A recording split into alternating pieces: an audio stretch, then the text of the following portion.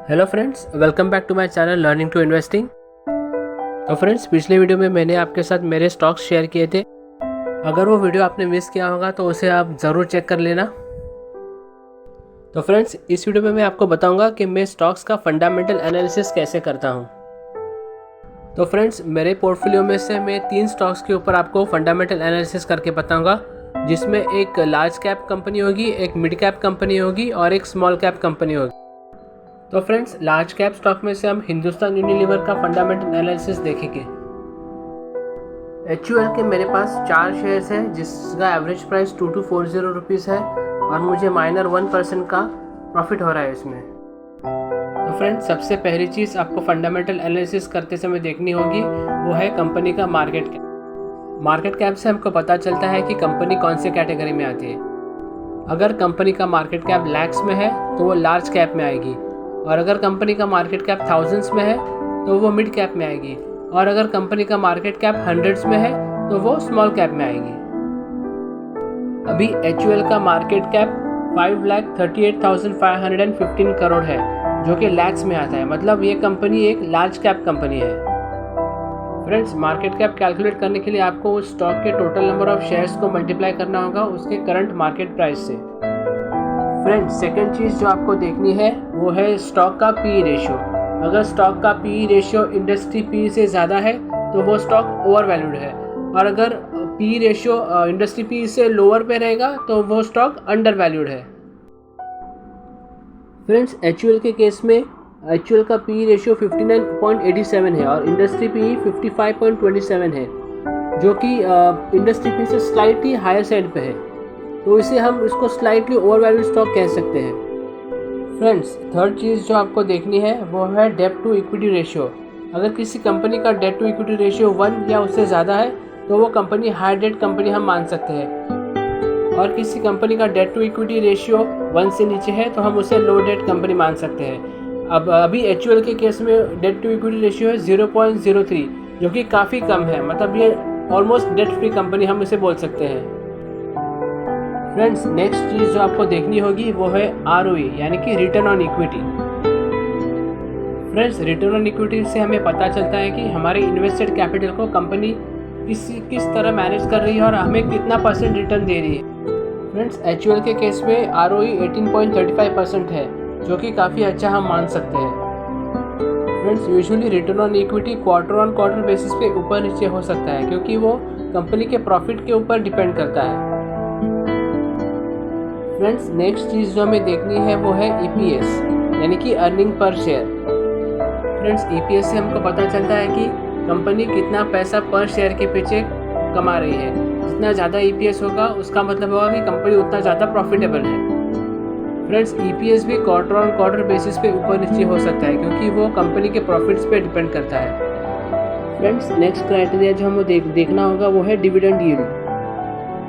Friends, company जो profit कमाती है उसका कुछ हिस्सा शेयर होल्डर्स को बांटती है, जिसे हम डिविडेंड कहते हैं। फ्रेंड्स, जितना ज़्यादा कंपनी का डिविडेंड यील्ड होगा उस कंपनी के स्टॉक प्राइस के लिए वो उतना नेगेटिव माना जाता है, क्योंकि कंपनी अपने प्रॉफिट्स को एक्सपेंशन में यूज़ करने के बजाय अपने शेयर होल्डर्स को बांट देती है। इस वजह से कंपनी का ग्रोथ प्रॉस्पेक्ट काफ़ी कम हो जाता है और मार्केट उसे कम वैल्यूएशन देने लगती है, जिसकी वजह से उसके स्टॉक प्राइस में ग्रोथ उतनी ज़्यादा नहीं हो पाती। HUL का डिविडेंड यील्ड 1.48% है, जो कि इतना ज़्यादा नहीं है। मतलब कंपनी अपने प्रॉफिट का मेजॉरिटी हिस्सा अपने ग्रोथ में यूटिलाइज करती है। फ्रेंड्स, नेक्स्ट हम देखेंगे कंपनी का रेवेन्यू चार्ट। अगर आप देखोगे HUL का मार्च 21 का रेवेन्यू था 12,433 करोड़, और अभी मार्च 22 का रेवेन्यू है 13,767 करोड़। इसका मतलब कंपनी काफ़ी अच्छी तरह से ग्रो हो रही है। नेक्स्ट हम देखेंगे कंपनी का प्रॉफिट चार्ट। कंपनी का प्रॉफिट मार्च 21 क्वार्टर में था 2186 करोड़, और अभी मार्च 22 के क्वार्टर में हुआ है 2304 करोड़। यानी कि प्रॉफिट के ग्रोथ में भी काफ़ी अच्छा इंप्रूवमेंट है कंपनी का।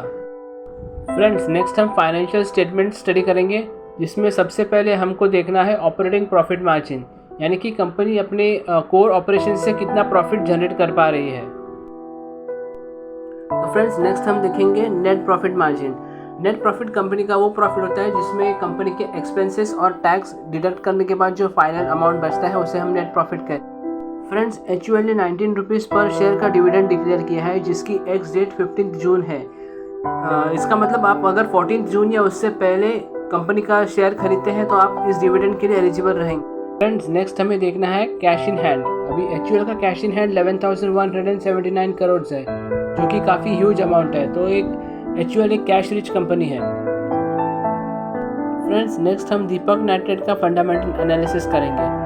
इस कंपनी के मेरे पास 2 शेयर्स हैं जिनका एवरेज प्राइस 1999 है और इस पे मुझे 4.74% का फिलहाल लॉस हो रहा है। दीपक नाइट्रेट का मार्केट कैप 26,707 करोड़ है जो कि एक मिड कैप कंपनी है। फ्रेंड्स, दीपक नाइट्रेट का PE रेशियो 25.04 है और इसका इंडस्ट्री PE 13.64 है। इसका मतलब दीपक नाइट्रेट एक ओवरवैल्यूड कंपनी है। फ्रेंड्स, दीपक नाइट्रेट का डेट टू इक्विटी 0.09 है जो कि 1 से काफ़ी नीचे है। इसका मतलब हम इसे डेट फ्री कंपनी मान सकते हैं। फ्रेंड्स, दीपक नाइट्रेट का रिटर्न ऑन इक्विटी स्टैगरिंग 37.52% का है जो कि काफ़ी अच्छा है। फ्रेंड्स, दीपक नाइट्रेट का EPS 78.21 है। डिविडेंड यील्ड भी 0.23% है जो कि काफ़ी लो है। मतलब कंपनी अपना प्रॉफिट एक्सपांशन के लिए यूटिलाइज करती है। फ्रेंड्स, दीपक नाइट्रेट का revenue year on year basis पे इंक्रीज हुआ है जो कि काफ़ी अच्छी बात है। फ्रेंड्स, दीपक नाइट्रेट के प्रॉफिट्स अनस्टेबल है जो कि Y on Y बेसिस पे डिक्रीज हुए हैं लेकिन Q on Q बेसिस पे इंक्रीज हुए हैं। फ्रेंड्स, दीपक नाइट्रेट का OPM 19.53% है और नेट प्रॉफिट मार्जिन 14.27% है और कंपनी ने 7 रुपीज़ पर शेयर का डिविडेंड डिक्लेयर किया है जिसकी अभी एक्स डेट अभी तक डिसाइड नहीं हुई है। फ्रेंड्स, दीपक नाइट्रेट का कैश इन हैंड 1,448 करोड़ है। फ्रेंड्स, नेक्स्ट कंपनी जिसका हम फंडामेंटल एनालिसिस करेंगे उसका नाम है ब्लैकरोज इंडस्ट्री जो एक स्मॉल स्केल कंपनी है और इसके मेरे पास 3 शेयर्स है जिसका एवरेज प्राइस 180 रुपीज़ है और इसमें मेरे को अभी फ़िलहाल 4.94% का प्रॉफिट हो रहा है। ब्लैकरोज का मार्केट कैप 950 करोड़ है जो कि एक स्मॉल कैप कंपनी।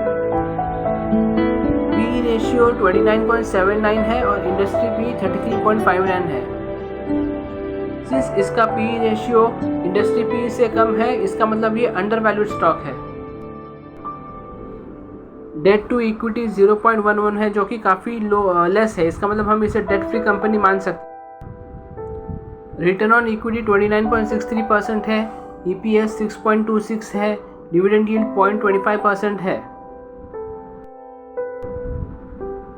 कंपनी का revenue Y on Y basis में भी इंक्रीज हुआ है और क्वार्टर ऑन क्वार्टर में भी इंक्रीज हुआ है जो कि काफ़ी अच्छी बात है। फ्रेंड्स, कंपनी का profit year on year basis में भी कम हुआ है और क्वार्टर ऑन क्वार्टर बेसिस में भी कम हुआ है। फ्रेंड्स, कंपनी का OPM 5.55% है और नेट प्रॉफिट मार्जिन 4.26% है। कंपनी ने 55 पैसे का डिविडेंड डिक्लेयर किया है जिसकी एक्स डेट अभी तक डिसाइड नहीं हुई है। कंपनी का cash flow from operating activities है 14 करोड़ और इसका क्लोजिंग कैश बैलेंस है 48 करोड़। तो फ्रेंड्स, ये था एक बेसिक वीडियो स्टॉक्स के फंडामेंटल एनालिसिस के बारे में। अगर आपको मेरा ये वीडियो पसंद आया है तो मेरे चैनल को लाइक, शेयर और सब्सक्राइब ज़रूर कर दीजिएगा और बेल आइकॉन ज़रूर हिट कर देना ताकि मेरे नोटिफिकेशंस आपको मिलते रहें।